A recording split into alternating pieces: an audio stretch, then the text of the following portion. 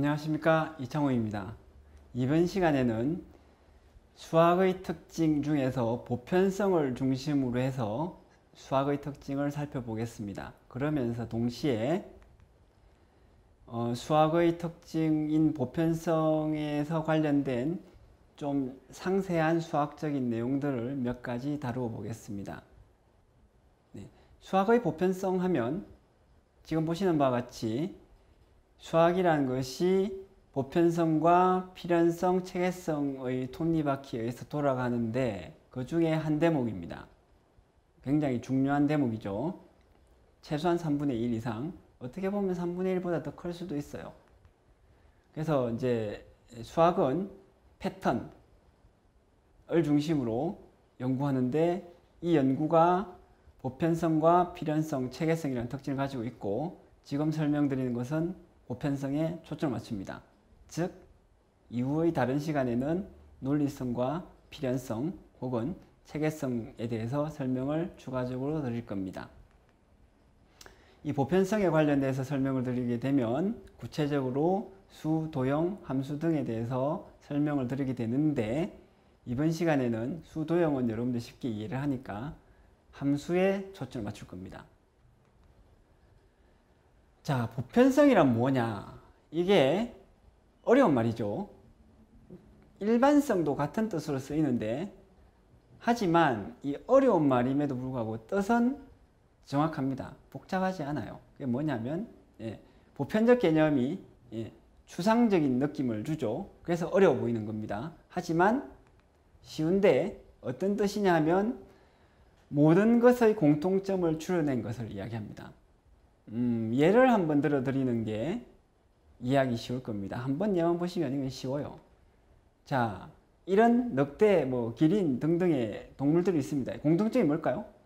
방금 제가 실수로 말을 했는데 동물이라는 거죠. 자, 이런 것들의 공통점이 있으면 뭡니까? 딱 보시듯이 식물입니다. 이 동물과 식물이 저런 각각의 것들의 보편성 개념이에요. 자, 동물과 식물 여기에 대해서도 공통점을 추려낼 수 있습니다. 공통점이 뭐죠? 생물이라는 것입니다. 그래서 생물이 가장 보편성이 큰 개념이에요. 이렇게 공통점을 추려내는 것이 곧 보편화, 일반화의 과정이라고들 합니다. 그래서 보편성을 비교해 보면 늑대, 기린 이런 것들이 보편성이 가장 작고 구체적이죠. 대신에 좀 느낌이 탁탁 옵니다. 쉬워요. 반대로 중간쯤에 동물과 식물이 있는데 생물이 가장 보편성이 큽니다. 대신에 추상적이고, 추상적이라는 게 무슨 뜻이죠? 좀 뜬구름 잡는다 이런 뜻. 잘 안 와닿죠. 수학은 이런 식의 보편성 개념, 어려운 개념이 아니고 딱 이런 개념을 쓰는데 극도로 보편성이 높은 개념을 씁니다. 이 극도로 높기 때문에 이게 좀 어려워요. 마치 뒷산 올라가기 쉬운데 세계에서 가장 높은 히말라야 올라가려고 하면 뒷산 올라가던 등산과는 굉장히 다른 느낌이 드는 것과 같습니다. 그래서 수학은 극단적으로 보편성이 높은 개념을 쓰기 때문에 세 가지 특징이 나타납니다. 첫째는 수학의 적용 범위가 극도로 넓어집니다. 어려워지는 대신에 넓어지죠. 둘째, 무의미해 보이는 말을 사용하게 됩니다.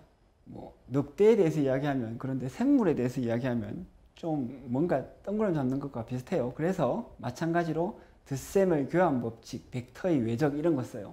이게 뭔 말인지도 모릅니다. 세 번째로는 추상적 개념이 섞이면 기억도 안 됩니다. 구체적인 것도 기억하기 어려운데 추상적인 것, 뜻도 잘 모르는 것들을 막 엮어 놓으면 기억도 안 됩니다. 어려워지죠. 그래서 삼각 함수의 덧셈 공식, 미분 공식 쫙 외워야 됩니다. 고역이에요. 그래서 수학에 대해서 공부를 하다 보면 불평불만을 안 할 수가 없어요. 이건 필수 코스입니다. 저도 불평불만하면서 그래도 내가 무식해서 그런 거겠지 생각했는데 수학을 곰곰이 수학사나 이런 걸 다 읽어보면서 좀 보니까 이 불평불만들이 정당해요. 어떠냐 하면 일단은 추상적이고 어렵지만 수학이 보편적 개념을 쓰는 이유는 있습니다. 납득할 만한 이유가 있어요. 그게 뭐냐면 수학적 내용의 적용 범위를 넓히기 위해서입니다. 그래서 우리가 배운 기하, 도형에 대해서 배운 것은 책상 위에서 도형 그릴 때뿐만 아니라 건축물에도 쓰이고 뭐 거리를 잴 때도 쓰이고 등등으로 쓰입니다. 세상 모든 것에 적용되는 만물의 지식인 거죠. 아까 말씀드린 것처럼. 그래서 하지만 이것 때문에 수학 공부는 극도로 어렵게 됩니다. 수학자들이 이 점에서는 좀 무책임해요. 수학 교과서를 꼭 이렇게 쓸 수밖에 없었나 뭐 이런 생각이 들 정도로. 왜 그러냐면 수학자들이 자신들이 이해한 방향에서 거꾸로 가르칩니다. 수학자들도 수학 교과서에 나온 방식대로 이해를 하지 않았어요. 수학의 역사를 읽어보면 우리가 이해하기 좋은 대로 구체적인 것에서부터 보편 개념으로 올라가서 수학자들도 이해를 했거든요. 그래 놓고는 자기가 배운 것과는 자기가 연구한 것과는 거꾸로 가르치는 거죠. 그 다음에 이것을 어떻게 되냐 하면 수학자들이 수십 년, 수백 년 동안 연구를 해놓고는 우리는 그걸 얼마 동안에 배워야 되냐? 길면 10년, 짧으면 1, 2년 만에 배워야 됩니다. 수학자들이 누구죠? 천재들이 수십 년, 수백 년 동안 연구를 해놓고는 저가 누굽니까? 보통 사람들이 수년, 1, 2년, 몇 년 만에 배우려고 하면 이건 정말 어렵습니다. 어려울 수밖에 없죠. 그 다음에 이제 그러면서 이제 수학자들은 처음부터 자기들이 다 알았던 것처럼 수학책을 써놓아요. 그래서 자기들이 어떤 면에서 어려웠는지 이런 방구도 없습니다. 이런 것들 보다 보면 나만 바보인가 보다 이런 생각이 들고 참 자괴감에 빠지고 그러다 보면 수학이 싫어지는 거죠. 그래서 여러분들이 이 강의를 보시고 내가 바보라서 그런 것이 아니다. 그리고 수학책에는 나름대로 이유가 있으니까 좀 불편하지만 수학자들 욕을 하더라도 제대로 한번 이해해보자. 이런 식으로 나갔으면 좋겠습니다. 자, 보편적인 수학의 내용은 아주 단순하게 두 가지 부류로 구성이 되어 있어요. 보편성이 극도로 높은 수학의 지식을 구성 요소를 한번 살펴보는 거죠, 지금. 하나가 뭐냐면 아이템들입니다. 대상들. 숫자, 도형, 그래프, 집합, 행렬 등등 이런 것들이 어떤 것들이에요. 다른 하나는 이런 것들을 결합하는 방식, 그것을 이제 조작하는 것이라고도 할 수도 있는데 함수, 연산 이런 것들입니다. 그래서 숫자나 도형, 집합, 행렬 이런 것들은 여러분들이 좀 이해하기 쉬우니까 넘어가고 남은 시간에 함수에 대해서 조금 설명을 해 보겠습니다. 혹시나 학생들이 강의를 보시면 공부하는 데도 좀 도움이 되실 수도 있고요. 학생이 아니라고 하더라도 수학책을 조금만 더 열심히 공부하신다고 하면 곧 함수에 대해서 만나시게 될 겁니다. 그래서 이해를 해볼 필요가 있습니다. 자, 함수란 무엇일까요? 이걸 아는 건 첫 발짝은 쉽습니다. 다음 중 어느 것이 함수고 어느 것이 함수가 아닌지 골라봅시다. 이거 함수일까요? 아닐까요? 이거? 여러분들이 고등학교 때 배운 수학을 아무리 많이 까먹었더라도 이 정도는 맞추실 수 있을 거예요. 네, 이게 함수가 아닙니다. 자, 왜 이게 함수가 아니냐? 답도 굉장히 분명해요. 너무 어이가 없을 정도로 함수의 개념을 그렇게 정의했기 때문이죠. 그래서 이렇게 정의했습니다. 정의역 x의 모든 각 원소가 공변역 y의 원소에 하나씩 대응되도록. 그래서 함수가 아닌 세 번째 것은 하나에 두 개가 대응되었죠. 네. 자, 이것이 현대 수학에서 함수의 처음과 끝입니다. 함수의 개념에 대해서는 다 배운 거예요. 저는 고등학교 때 이거 배우면서 너무 단순해서 이렇게 배운 다음에 대학교 가서 함수를 좀 더 배우고 하면 개념이 좀 더 복잡해지지 않을까 생각했었습니다. 그런데 사실은 아니에요. 그래서 우리가 알고 있는 이 개념이 수학을 아무리 전문적으로 깊게 공부해도 이 개념에서 하나도 안 변합니다. 현대 수학에서는 그래요. 자, 문제가 있습니다. 우리는 함수에 대해서 이제 모든 걸 알은 거예요. 개념을 알았으니까. 그런데도 아무것도 모르죠. 뭘 모르죠? 우리가 뭘 모르는지도 모른다는 게 문제입니다. 이게 어렵죠. 그래서 질문, 함수를 왜 그렇게 정의했는지를 한번 생각해 보면서 우리가 함수에 대해서 뭘 알고 뭘 모르는지 따져보면서 이해를 넓혀 봅시다. 그래서 왜 정의를 했냐면 그것이 가장 쓸모있는 개념이기 때문에 그렇습니다. 어떤 점에서 또 1대1 대응을 왜 함수로 정하지 않았을까? 이런 고민도 하는 학생들이 있을 겁니다. 저도 한번 했었거든요. 자, 여기에 대해서 살펴보죠. 함수 개념은 일단은 이런 의미를 가지고 있습니다. 수학으로 나타내려고 하는 모든 것들의 공통점을 뽑아내는 거죠. 지금 이 시간 우리는 수학의 보편성에 대해서 생각을 하고 있고 함수는 그 보편성을 살리면서도 극도로 보편적이면서도 그래서 극도로 쓸모있는 개념을 만든 예로서 함수를 살펴보고 있는 것입니다. 함수는 계산, 사칙 연산 같은 거, 생각, 논리적 사고 같은 거, 그 다음에 변화, 계절의 변화나 이런 거, 또 조종, 기계 조종이나 정치, 이런 거, 이런 것들의 공통점입니다. 여러분들 저 계산과 생각, 변화, 조종, 저 4가지 종류의 공통점을 뽑아낼 수 있으세요? 기린과 딸기의 공통점이 생물이라는 것을 뽑아낼 수 있듯이 그걸 뽑아낸 것이 함수인 겁니다. 왜 그러냐? 함수의 개념은 다시 말씀드리듯이 저런 거죠. 교과서에서 나오는 걸 그대로 반복하는 겁니다. 함수는 왜 그것들이 함수일지 살펴보겠습니다. 계산을 한다는 것은 숫자들을 계산해서 어떤 값이 나와야 됩니다. 어떤 값이 반드시 나와야 돼요. 그래서 하나의 값이 다른 값으로 옮겨졌죠. 그래서 대응관계입니다. 계산은 그런 거예요. 네. 계산하는 숫자들에서 어떤 값이 단 하나 반드시 나와야 되고 안 나오면 계산이 안 되고 2개의 값이 나오면 계산이 엉망이 됩니다. 두 번째로 생각하기도 마찬가지죠. 사고 하나의 생각에서 다음 생각으로 옮겨갑니다. 그러니까 대응이에요. 변화와 조정도 똑같습니다. 계절이 변한다. 이 계절이 저 계절을 변화해야 되죠. 어떤 것 이것이 대응 관계가 됩니다. 조정도 마찬가지죠. 이 스위치를 누르면 기계가 저런 작동을 해야 돼요. 저런 작동도 아니고 다른 작동도 아니고 여러 작동이 대응되면 엉망이 되죠. 단 하나의 작동에 대응이 돼야 됩니다. 대응 관계죠. 그래서 전부 함수입니다. 왜 1대1 대응은 함수가 아니냐? 1대1 대응도 함수의 일종이긴 해요. 그러나 1대1 대응이 아니면서 쓸모있는 대응이 많은 겁니다. 함수로 섞어 넣을. 그래서 예를 들면 더하기를 봅시다. 2 더하기 3은 5고 1 더하기 4도 5입니다. 근데 1대1 대응이 되려면 2 더하기 3이 5가 됐으니까 1 더하기 4에는 5가 아닌 다른 것이 대응돼야 돼요. 무슨 문제죠? 더하기는 함수에 빠지게 됩니다. 함수의 쓸모가 적어져요. 그래서 이제 1대1 대응이 아닌 좀 더 폭넓은 대응 관계를 함수에 이제 포함시키는 겁니다. 함수를 더 쓸모있는 개념으로 만들기 위해서 이렇게 되는 것이죠. 그래서 1대1 다시 말씀드리자면 1대1 대응도 함수입니다.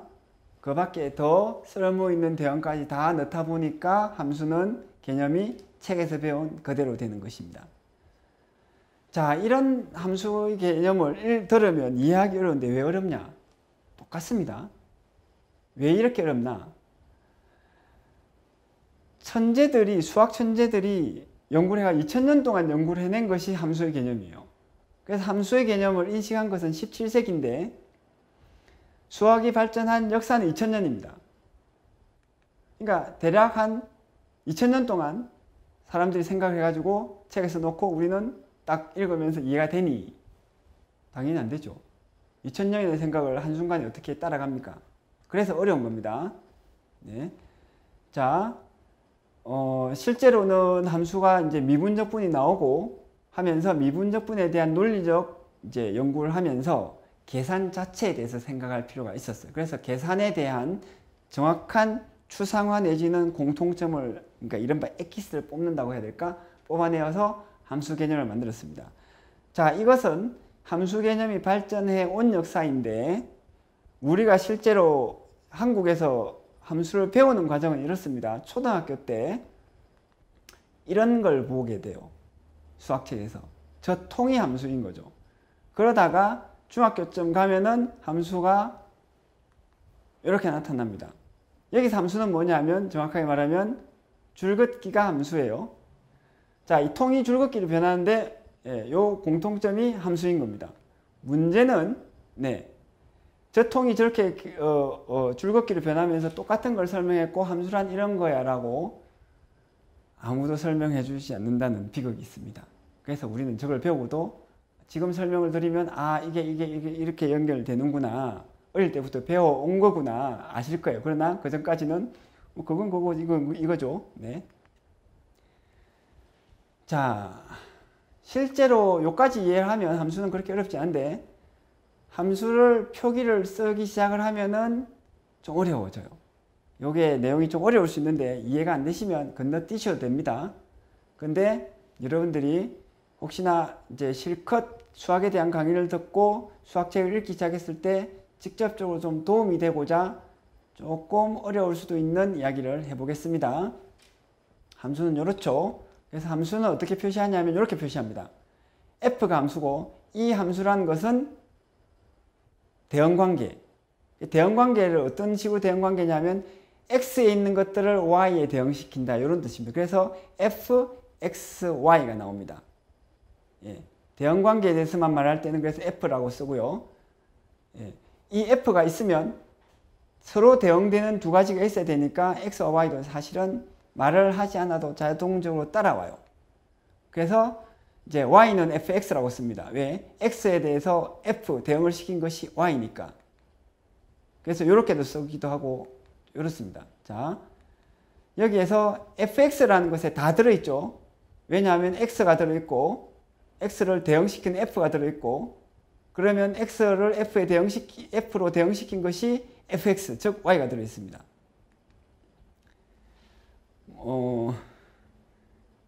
f 대신에 다른 기호를 써도 됩니다.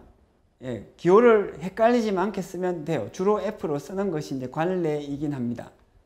근데 갑자기 어려워지는 fx, 왜 어려워지냐면 fx의 의미가 뭘까요? 뭐라도 상관없는데 어쨌든 어떤 하나의 함수가 있다고 해보자. 이럴 때 fx를 씁니다. 요게 보편 개념이 어려운 것과 딱 똑같아요. 구체적으로 손에 잡히는 건 없는데 뭔가 이제 말을 하는 거죠. 그때부터 따라가기 어렵습니다.